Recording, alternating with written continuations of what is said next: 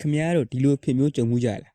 အခန်းထဲကတငယ်ချင်းတယောက်ကစောင်းပွဲနီးမှ၄ရက်လောက်ပဲစားလုပ်ပြီးဒီ station တွေထွက်လာတယ်ခမရကတော့စောင်းပွဲမတိုင်ခင်တလက်လော့လိုခဲ့ရစောက်ကြီးကိုင်းကော်ဖီတောက်ပြီးညမိတ်ပဲကြိုးစားပါရင်နဲ့ရမက်ကကတိကပတ်ပဲထွက်လာတာမျိုးဒါကကိုယ်တငယ်ချင်းကအုံနောက်ကောင်းတာမဟုတ်ဘူးသူက system ရှိပြီးတော့ခမရက system မရှိလို့ so ဒီနေ့ video မှာတော့ခင်ဗျားတို့စာချက်တဲ့ speed ကို30လောက်မြန်သွားစေမဲ့စာချက်ရတာပင်ပန်းပြီးဘန်းအောင်ဖြစ်စေမဲ့ secret system 5ခုကိုပြောပြပေးသွားမယ်ဒါကစာတွဲចောင်းသားတွေသူများမသိအောင်ဝတ်ထားတဲ့ချီတင်ဒီလန်းတွေလို့လည်းပြောလို့ရ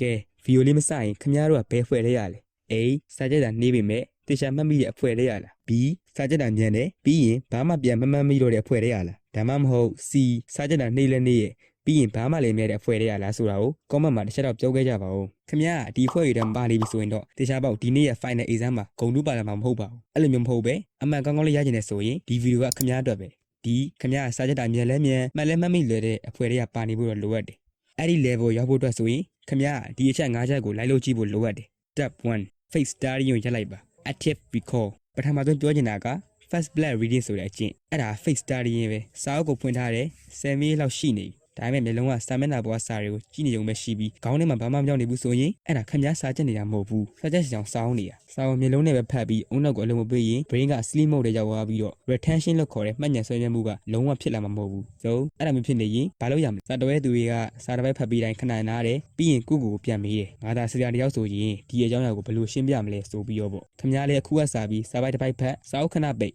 ပြီးရင်ပြန် record လုပ်ကြည့်ဒီနည်းလမ်းလေးတစ်ခုတည်းနဲ့ဒီခင်ဗျားရဲ့မှတ်ဉာဏ်ဆွဲရက2ဆလောက်တက်လာလိမ့်မယ်Step 2 chunking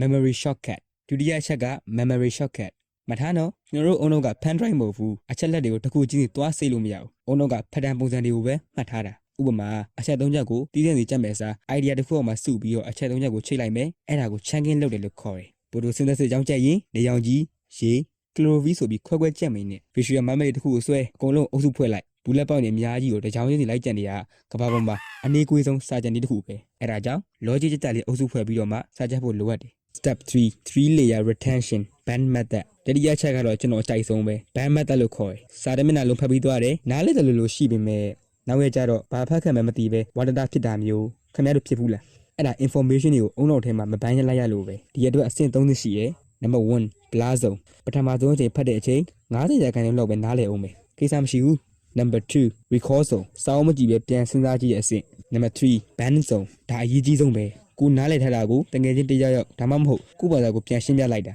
Step 4 the 90-20-20 rule focus hat time management ပါကျွန်တော်တို့ငယ်ရအထင်ခဲ့တာစာကြက်တယ်ဆိုတာ3နာရီလောက်စက်တိုက်ထိုင်မှတော့ပါပေါ့တကယ်တမ်းကမိနစ်30လောက်နေရင်အုံနောက်ကဒူးဖြစ်ပြီးထိုင်သွားပြီအဲ့ဒါကြောင့်90-20 rule ကိုသုံးမယ်မိနစ်90ဒီ focus လုပ်မယ်ဖုန်းပိတ်အာရုံစိုက်ပြီးစာကြည့်မိနစ်20ကတော့ recharge ညနေထောင်မလားလမ်းလျှောက်မလားဒါမှမဟုတ်နားကျင်နားပဲလိုက်နောက်2မိနစ်ကတော့ prepare နောက်တဲ့ session မစခင်ပြန်ပြီးတော့ပြင်ဆင်ရမယ်ဒါကအုံနောက်ရဲ့သဘောကစီးကျင်တဲ့အကိုက်ကြီးဆုံးပဲPomodoro 25မိနစ်ကတည်းကစာရင်ဒါကပို့ပြီးတော့ power session ဖြစ်တယ်အချိန်ကြာကြီးထိုင်တိုင်းခင်ဗျားတို့ကစားရတာမဟုတ် energy ရှိနေတော့ထိထိရောက်လုပ်ဖို့ကအဓိကအရေးကြီးတာ Step 5 blur note and teaching the cheat code နောက်ဆုံးချက်က note ထုံကြီးခင်ဗျားတို့ note ထုတ်ရင်ဘယ်သူအတွက်ထုတ်တာလဲကိုယ်အတွက်လားသူများဖတ်ဘူးလား note ဆိုတာလှနေစားမလို့ဘူးပြီးတော့ Google တော့ရိုက်တယ်လို့စာအုပ်ထဲကစာတွေအကုန်ကူးရေးမိနဲ့ WhatsApp chat လိုမျိုးပဲဖြစ်ကြတဲ့စမ်းမမြန်ဆန်ဆန်နဲ့ keyword တွေညားတွေ emoji တွေသုံးပြီးတော့နားလည်လွယ်မဲ့ note တစ်ခုလုပ်အဲ့ဒီ note တွေကကိုပြန်ကြည့်ရင်တော့နားလည်ရမယ်teach your focus ရှင်းမဲ့နိုင်ရပြီမရှင်းမဲ့နိုင်မရသေးဘူး